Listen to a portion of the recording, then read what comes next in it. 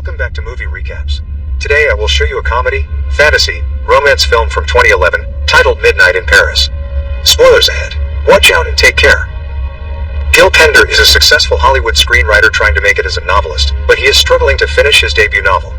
He travels to Paris with his fiancée Inez and her wealthy Republican parents, and constantly talks about how he would love to live in this city, especially while it rains, and how much he wishes he could have been here in the 20s, which he considers the golden age.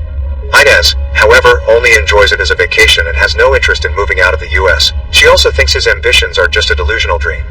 One day, while having lunch with Inez's parents, they come across a friend of hers called Paul and his wife Carol, who invites them to go sightseeing with them.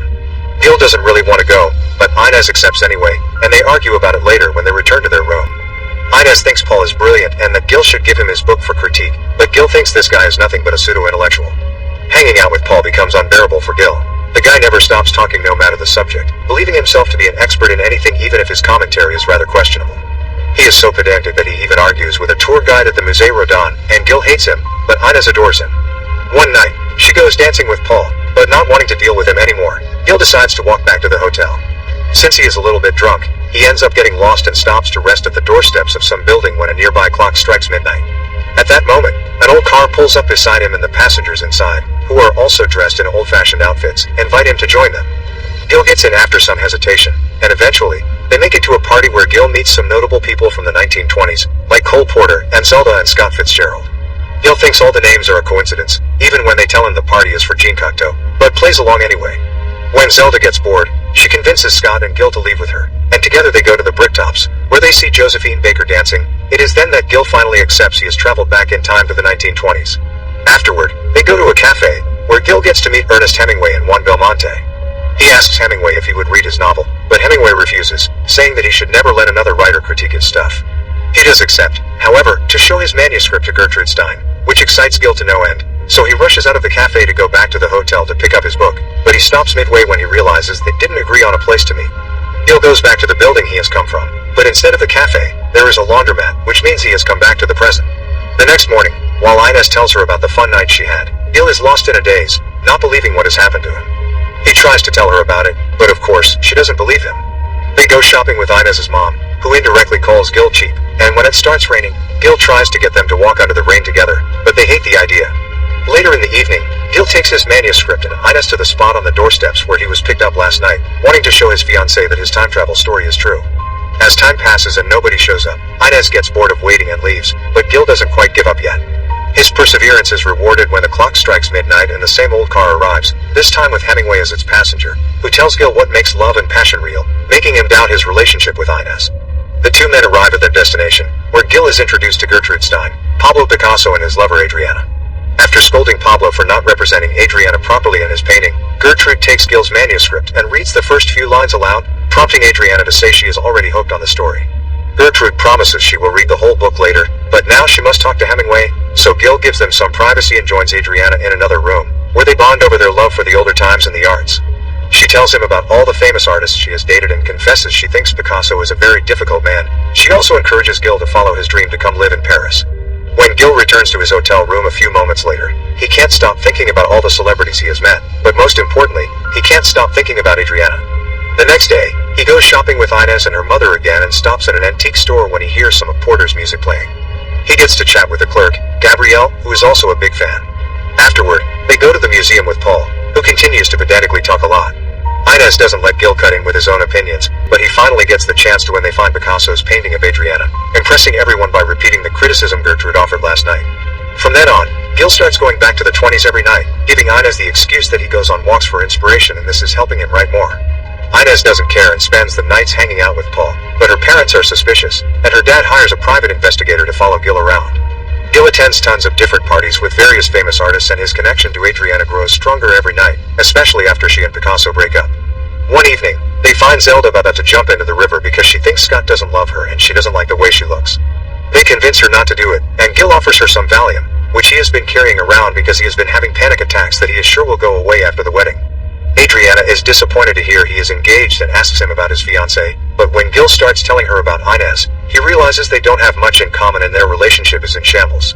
Adriana leaves after this conversation, giving out some awkward excuse, and Gil stays at the bar with Salvador Dali, Man Ray, and Luis Buñuel, who are surrealists and have no trouble believing believing he is from the future.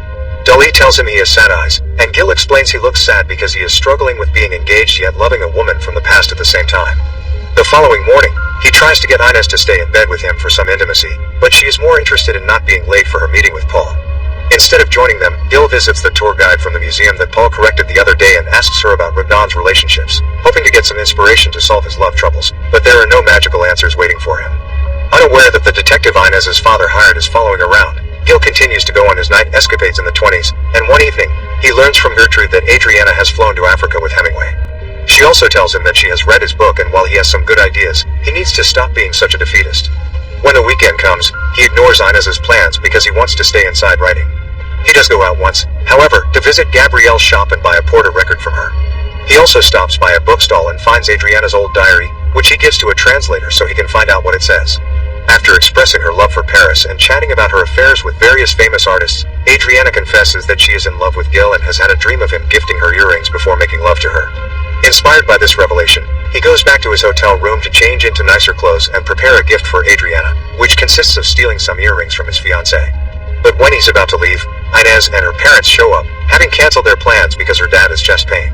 While waiting for a doctor, Inez finds it suspicious that he is all dressed up when he supposedly spent all day writing, so he makes up some excuse about having taken a shower to think better.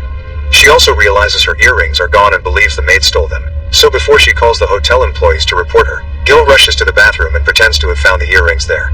He then goes to buy earrings at a proper shop, and when midnight comes, he takes his revised manuscript to Gertrude and asks her about Adriana, so Gertrude tells him what party he may find her at. Gil goes after her and asks her to leave with him so they can talk privately about their feelings, but before leaving, he stops by Buñuel and tells him the plot idea of what would become the exterminating angel. Gil and Adriana go for a walk, and Gil takes the chance to kiss her before giving her the earrings, which she loves. Suddenly, a horse-drawn carriage comes down the street, and a richly dressed couple invites them to ride with them. Like the car Gil usually takes, this carriage travels through time and takes them to the Belle Epoque, which is Adriana's golden age. After dancing and drinking at the Maxim's Paris restaurant, they visit the Moulin Rouge, where they meet Henri de Toulouse-Lautrec, Paul Gauguin, and Edgar Degas. While discussing art with them, Gauguin tells Gil that he thinks the new generation has no imagination, and all three of them agree that the Renaissance was the best era.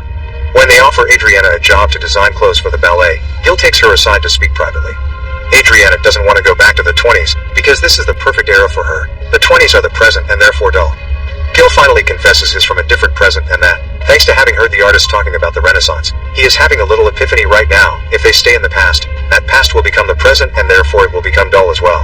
The present is always a little unsatisfying because life itself is always a little unsatisfying, and if he wants to write something worthwhile, he has to get rid of his illusions.